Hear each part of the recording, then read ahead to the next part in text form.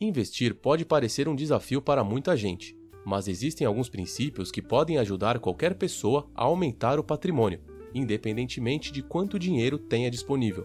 Se você compreender e aplicar todos os princípios que veremos no vídeo de hoje, com certeza começará a notar uma grande evolução nas suas finanças.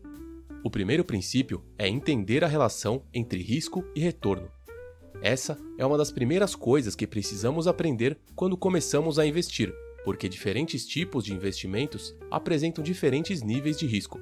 Por exemplo, as ações tendem a ser mais arriscadas do que os títulos de renda fixa, e dependendo do setor dessas ações, a volatilidade pode ser ainda maior.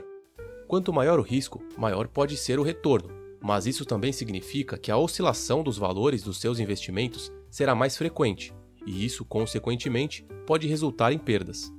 Encontrar o nível de risco que te deixa mais confortável é outro ponto crucial. Muita gente erra quando tenta adotar uma estratégia de alto risco, visando grandes retornos, mas por conta da inexperiência e da falta de conhecimento, acaba sofrendo com as perdas.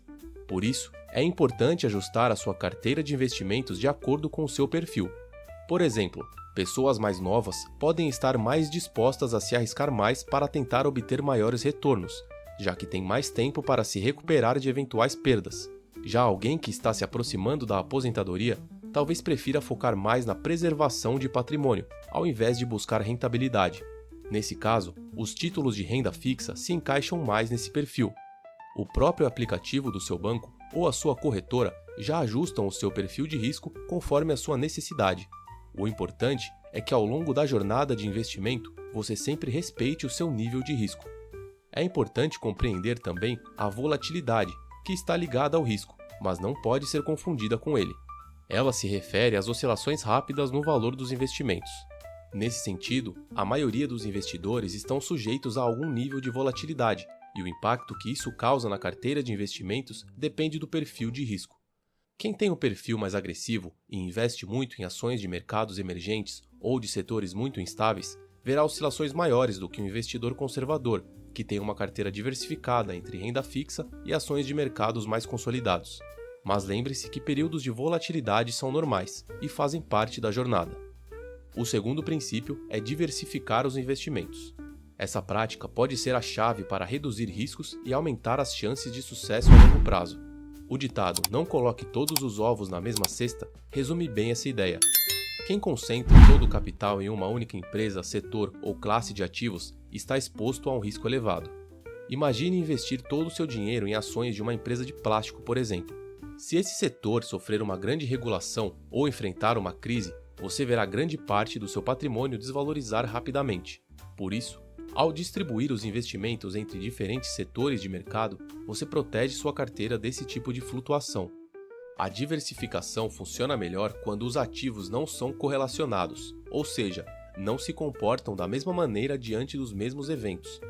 Quando investimos em vários tipos de ativos, como ações de diferentes setores, títulos de renda fixa e fundos imobiliários, diluímos o risco de ver grandes perdas simultâneas. Por exemplo, enquanto o mercado de ações pode estar enfrentando um período de queda, os investimentos em renda fixa podem manter a estabilidade da sua carteira e equilibrar o impacto geral do seu patrimônio. Essa estratégia não só reduz o risco, mas também pode aumentar suas chances de retornos mais consistentes ao longo do tempo. Além disso, a diversificação é fundamental para enfrentar crises globais. Durante a pandemia, por exemplo, muitos setores enfrentaram grandes quedas, mas outros, como de tecnologia e saúde, tiveram resultados muito positivos. Quem tinha investimentos distribuídos em diferentes setores conseguiu minimizar as perdas.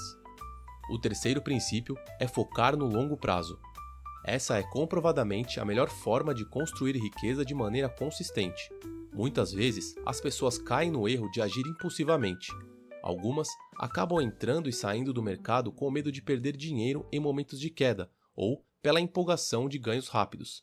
Porém, esse comportamento pode resultar em perdas importantes, até porque ninguém consegue prever o melhor momento para comprar ou vender. Quando olhamos para gráficos com dados históricos do mercado de ações, percebemos que aqueles que investem por longos períodos têm mais chances de obter retornos positivos. Isso acontece porque o mercado, apesar de enfrentar momentos de quedas, sempre tende a se recuperar e crescer ao longo do tempo. Por isso, Quem sai do mercado em um momento de queda pode perder toda a recuperação dele, que muitas vezes acontece de forma rápida e inesperada. Ter paciência é fundamental quando falamos de investimentos, sobretudo no mercado de ações. Como vimos, apesar das oscilações no curto prazo, o mercado global historicamente entrega bons retornos para investidores que mantêm suas posições por anos, e principalmente por décadas. Isso acontece porque à medida que as economias crescem, as empresas também se expandem, criando mais valor. Portanto, quanto mais tempo você se mantém investindo, menor a chance de perder. É uma questão de deixar o tempo e os juros compostos trabalharem a seu favor, fazendo seu patrimônio crescer de forma exponencial. O comportamento emocional é o maior inimigo do investidor de longo prazo. Quando o mercado está em queda, é natural sentir medo e querer vender para evitar perdas maiores. Mas quem consegue manter a calma e seguir uma estratégia bem fundamentada, mesmo em tempos de volatilidade, se torna um investidor de sucesso. O quarto princípio é rebalancear os investimentos regularmente. Entender esse princípio é muito importante para conseguir manter os objetivos financeiros alinhados com o perfil de risco. Quando começamos a investir, definimos uma estratégia de alocação de ativos que se adequa ao nosso nível de tolerância ao risco. A partir daí, podemos distribuir o dinheiro entre ações, títulos de renda fixa, fundos de investimentos, fundos imobiliários, dentre outros. Com o tempo, os valores desses ativos variam, fazendo com que as proporções da carteira também mudem. Sem um rebalanceamento, o risco de perda pode aumentar de forma silenciosa, especialmente se as ações ou outros ativos mais voláteis começarem a ocupar uma parcela maior do que o planejado no início.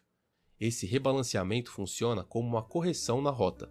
Ao vender os ativos que tiveram bom desempenho e comprar aqueles que tiveram uma performance mais fraca, é possível manter a carteira de investimentos com a mesma estrutura. Por exemplo, se algumas ações cresceram muito e passaram a representar uma porcentagem maior, fazer um rebalanceamento vai ajudar a trazer essa proporção de volta ao nível original e preservar o perfil de risco. Esse processo pode parecer contraintuitivo, afinal, estamos acostumados a querer manter o que está subindo, mas a lógica é simples. Reequilibrar a carteira é uma forma disciplinada de garantir que seu nível de exposição ao risco não aumente de maneira imprudente. É importante lembrar que rebalancear a carteira de investimentos não só controla o risco, mas também mantém sua estratégia alinhada ao longo do tempo. Muita gente cai no erro de deixar os investimentos desviarem de rota e só percebem quando lidam com algum momento de crise no mercado.